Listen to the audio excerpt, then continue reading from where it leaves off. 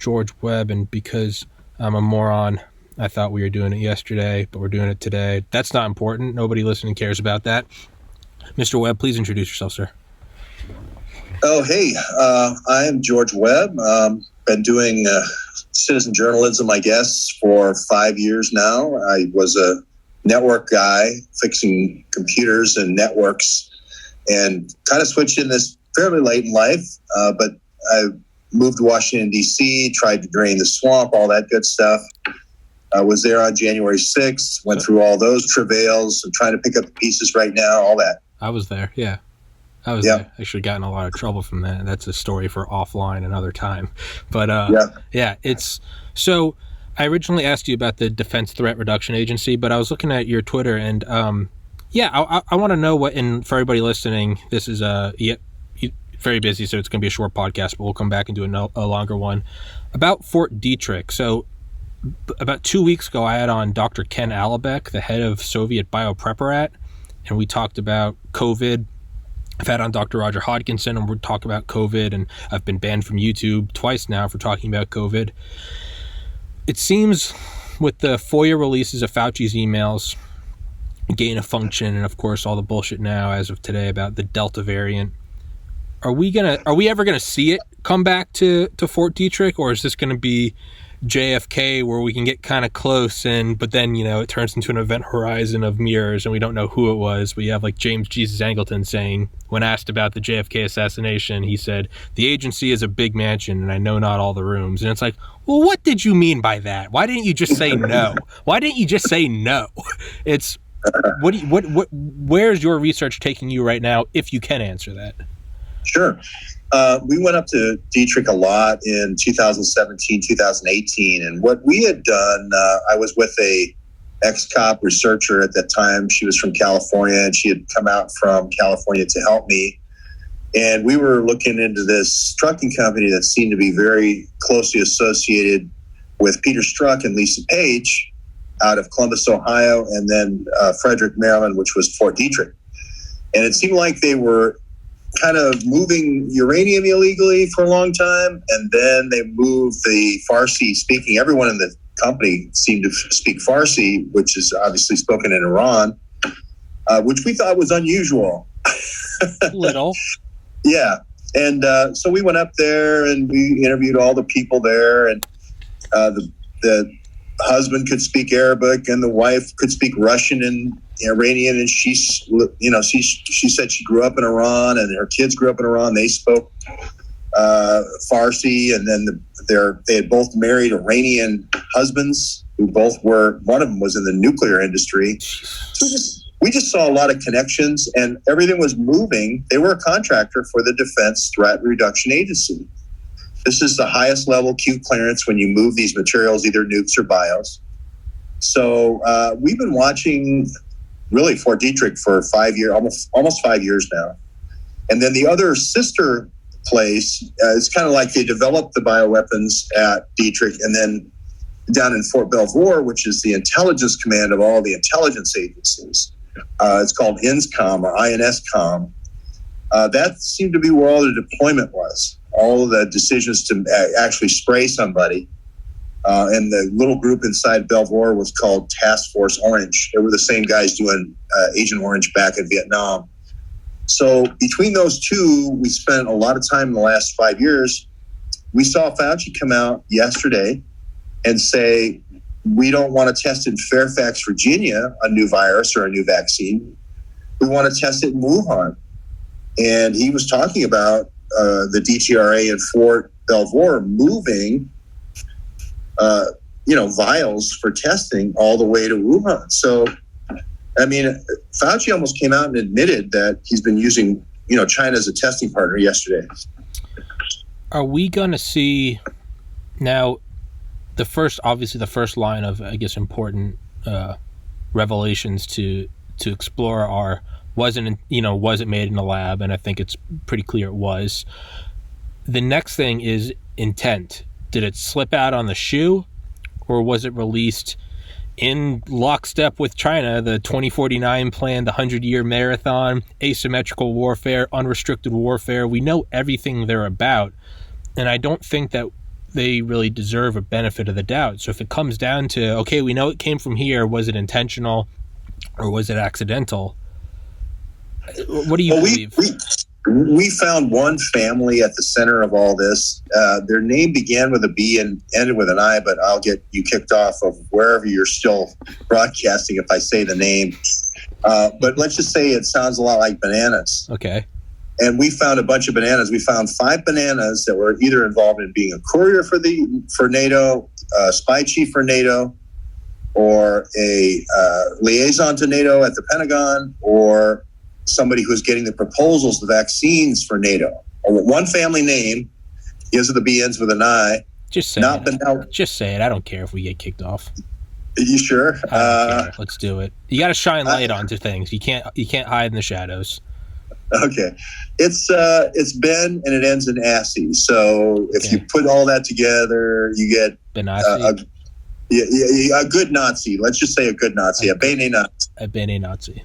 Yeah. So anyway, I was kind of lit up on 60 Minutes and CNN for saying the name, but we had information, a whistleblower from Fort Belvoir who said that there was an illegal, uninformed vaccine and virus testing program at about 7 or 8 different U.S. Army forts.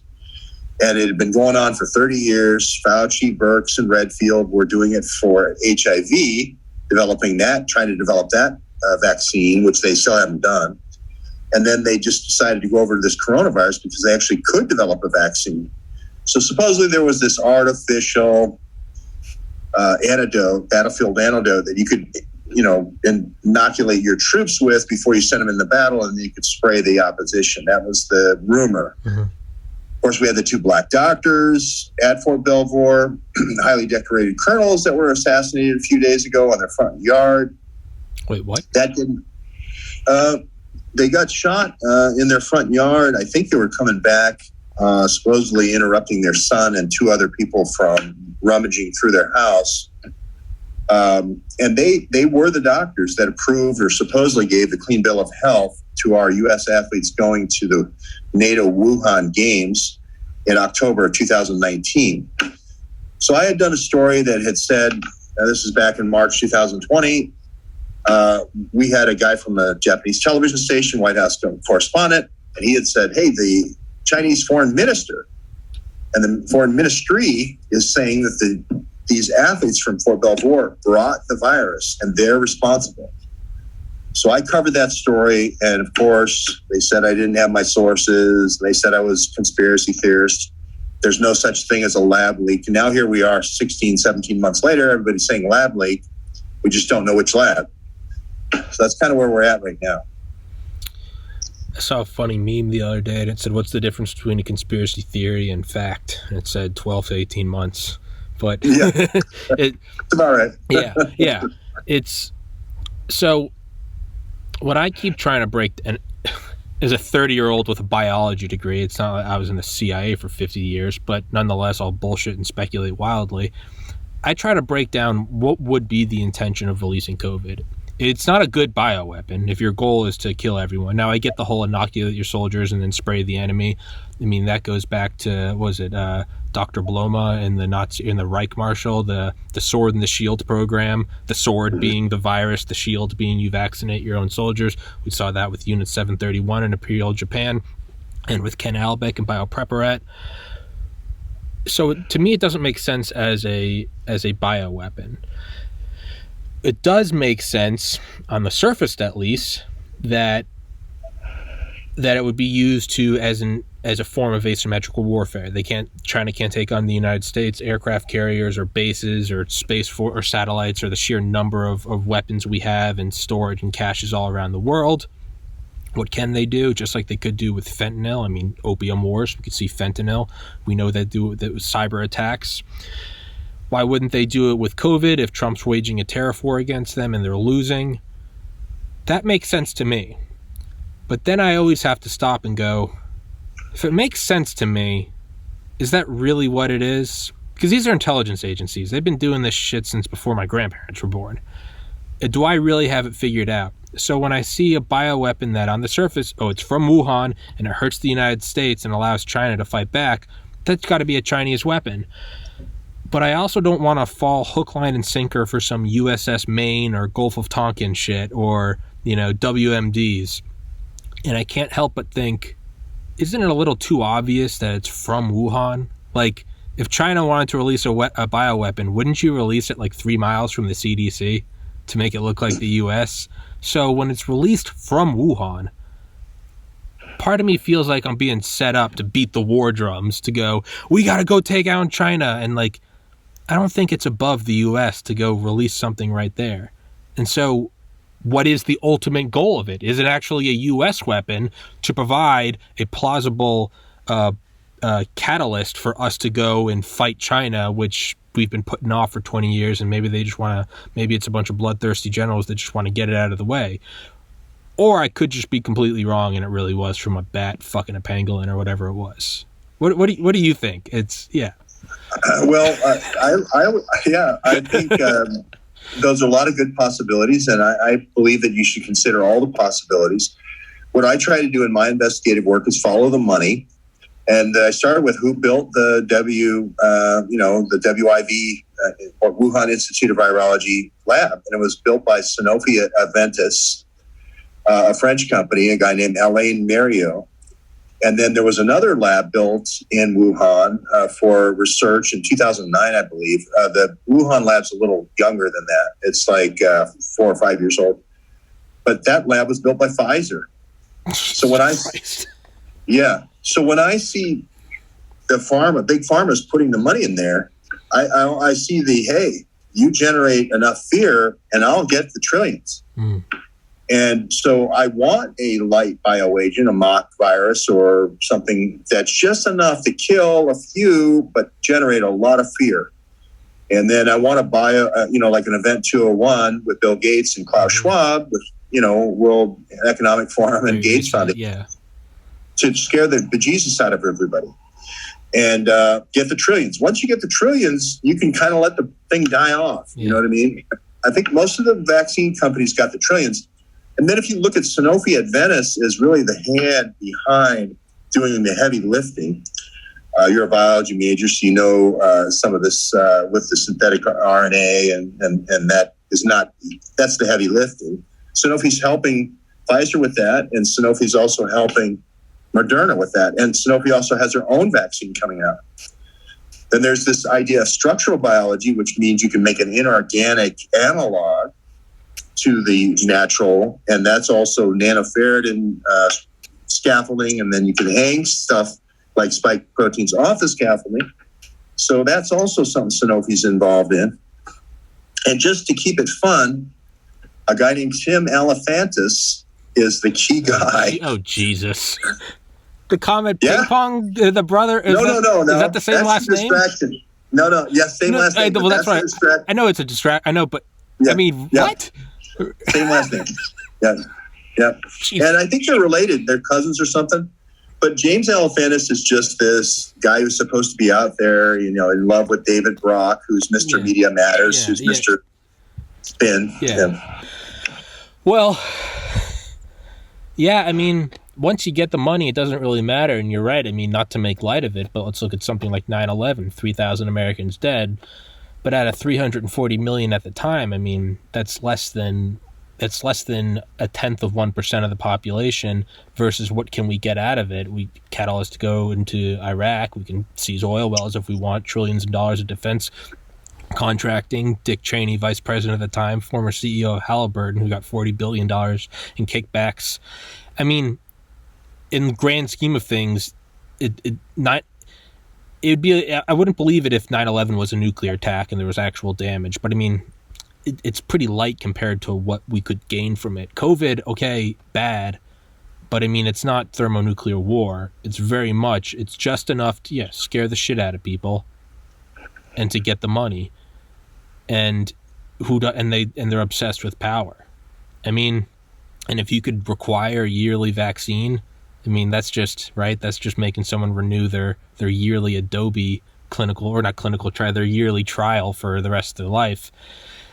I mean, it might all come back to money. It might come back. I don't know. Is it? I'm starting to lean more towards. I think it was us making it look like China, and we're going to use that to fight them, and the rest of the world will cheer it on. Yeah, or the joint venture idea, which you said, which is both. Yeah. Which is if you're in 50-50, yeah, why not? And so I think there's a lot of good thinking there that you've done. And, Dick Cheney hit the nail on the head. He also made a lot of money with anthrax, with BioPort, and then selling an anthrax vaccine. Again, it's got rush, warp speed, got to send me the trillions now. We'll think about it later. Yeah. Right. Yeah. I mean, well, you see it with 9/11, right after 9/11. If you have an idea to fight terrorism, it's funded, bar none. You want it? What a TIA, Total Information Awareness. You want $1 billion? Go get it. We will need more translators to the NSA. Go get it. You want to put a laser-based chemical weapon on a 747? Who cares if it ever works? It's funded. It's done. Look, I'm doing something. And the machine just trundles on. And by the time anyone figures it out, it's been 20 years. By the time anyone starts to piece together 9/11, we got COVID. And by the time they piece together COVID, we'll have whatever. And I've now kept you for the 20 minutes that I said I would keep you. Actually, no, I'm only at 16 minutes. So I'm actually going to steal you for 3 more minutes. Okay. It's all good. I'm having fun. This is good. Yeah, it's awesome. No, I love talking to people, but I mean, I know you're moving and shit, so I can go forever. I always tell guests that. I give them the option to bail out because I'll keep you verbally hostage. Okay. What is on your immediate horizon with this? What do you think of COVID passports? And also, is there any tie to kind of the conspiracy? I mean, at least I've been hearing for the last 20 years. Is this tied in eugenics or population control? Or is that a distraction? Is that too far off the deep end? Well, I don't think you can rule it out. I mean, time you mention Henry Kissinger, who's a really good buddy of Klaus Schwab, and Klaus Schwab's dad was a Nazi, the banner year Nazi contractor, and a lot of the Nazis ended up going over those Alps into Switzerland and starting drug companies. If you remember, IG Farben, kind of constructed the concentration camps.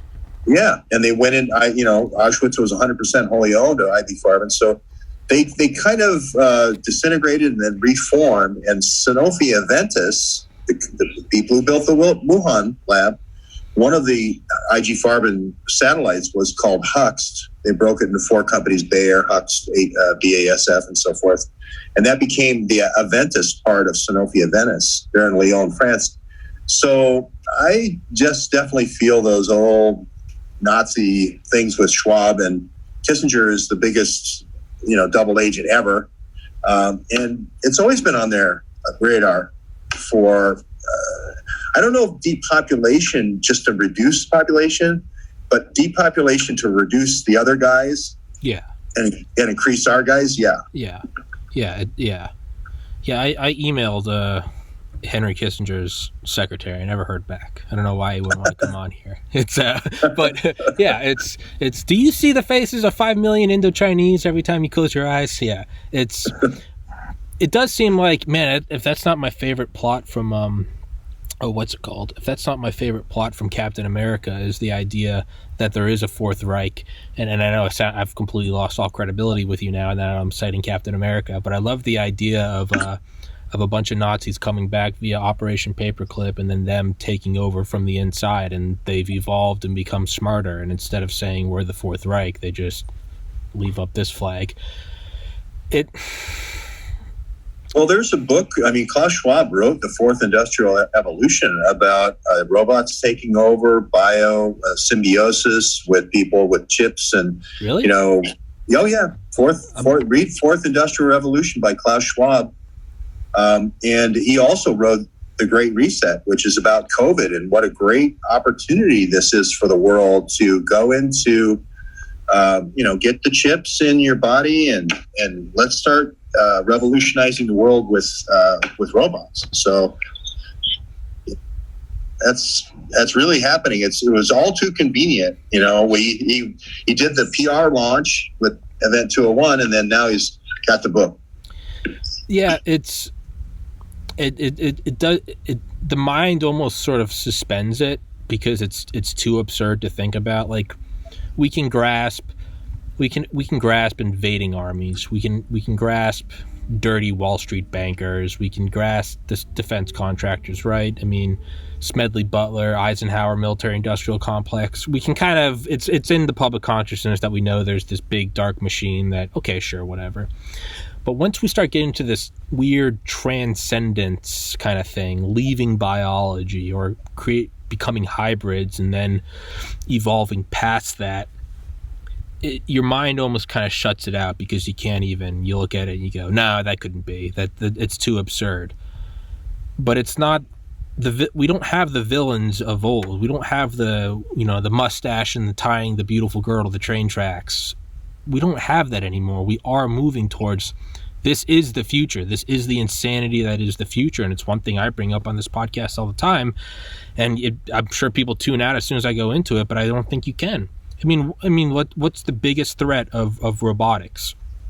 I have on this podcast a lot Dale Comstock, who's the youngest member ever of Delta Force and who worked in the CIA's Special Activities Division for 9 years. Real life James Bond shit. If the hyper elite could have their own form of robotics, not just an automation and not needing the little man to work the assembly line anymore, but then actually turn it into force amplification and projection, like a bunch of iRobots, why would you not scan a brain like Dale Comstock, and now instead of having a strong-willed individual who's going to protect the Constitution, you have a bunch of robots that will not question authority and will not question orders. And now, because the sort of limiting factor right now is you can't be too evil, because at some point the soldiers do question it. Granted, all the Nazis, I'm just following orders. But what happens when a Bezos or a Fauci or a Kissinger just have 100,000 robots that are bulletproof and run on solar power? I mean, you truly can take over the world. And again, I'm sure most people are now unsubscribing because they're like, oh, Tommy's finally gone off the deep end. But it's the future. It's where we're heading.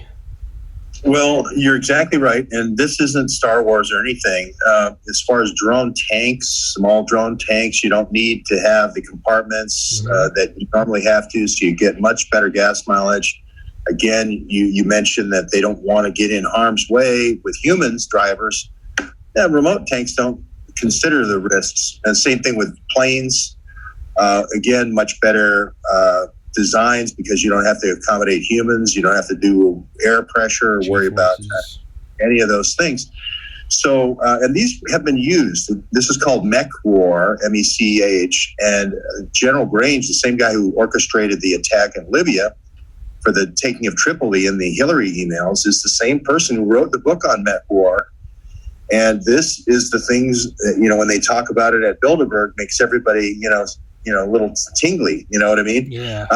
Our own armies that we could just, have a whole bunch of guys at Creech playing video games, Creech Air Force Base in Nevada, and we can attack anywhere we want. Really? That's great.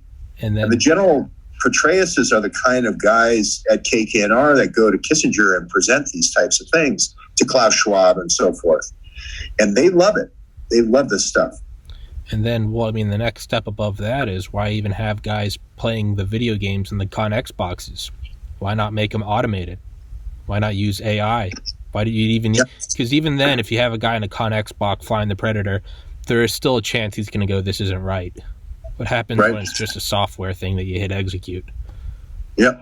No, absolutely. No question about it. And they're definitely moving in this direction. This was a Nazi dream. Yeah. And if you look at, I wrote a book called The Q Loophole. If you look at the Q level clearance, it's totally walled off. It's the highest level of clearance. It's a Department of Energy clearance.